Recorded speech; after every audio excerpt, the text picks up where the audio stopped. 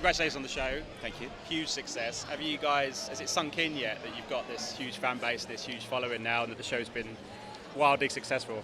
It's a lovely feeling, you know, when people stop you in the street and say how much they love Brassic. I was in Whitstable last week. I went for a day trip to the beach, and a guy in the coffee shop I could see him. He was frothing the coffee and his hands were shaking. He was like, I have to get a picture. And it's just really lovely, you know, because the show has really kind of tapped into, you know, yes, it's great fun and we have a great laugh doing it, and you kind of want to be in their gang and in their friendship group, but also there's such heart to it, and there's such kind of they're good guys, you know, the whole gang are good people.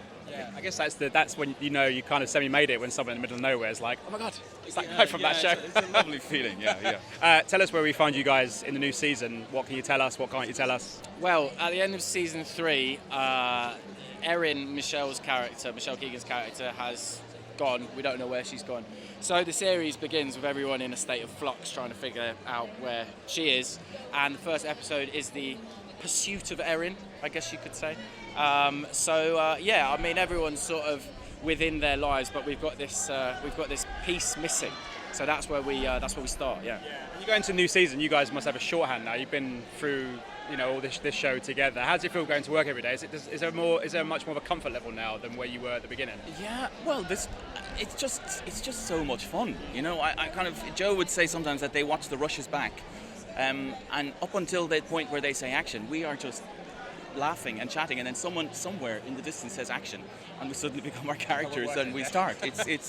It's crazy. It's really, really fun, and we get to do crazy things. So series 4, for instance, we buy a greyhound who empties his bowels on the track every time that we try to race him. We get kidnapped by a cannibal. We get lost camping in the woods. Lots of wild things to come. Now, I guess now you've done 3 seasons going into 4. You have that kind of fan base and social media and spoilers, everything else. Do you guys get a kick out of that, seeing when the show's there that you see what the reactions are? We're massive in Russia.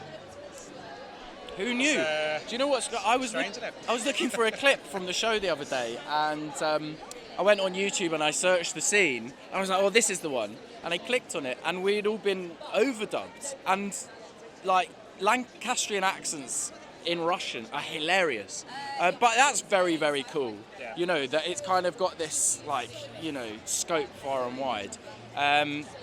It's cool to it's cool to be a part of, certainly. Fantastic. Ladies and gentlemen, you're watching Hey You Guys. Hey You Guys, huh? Hey, you guys. Is that from the Goonies? It is indeed, yeah. Nice. Hey,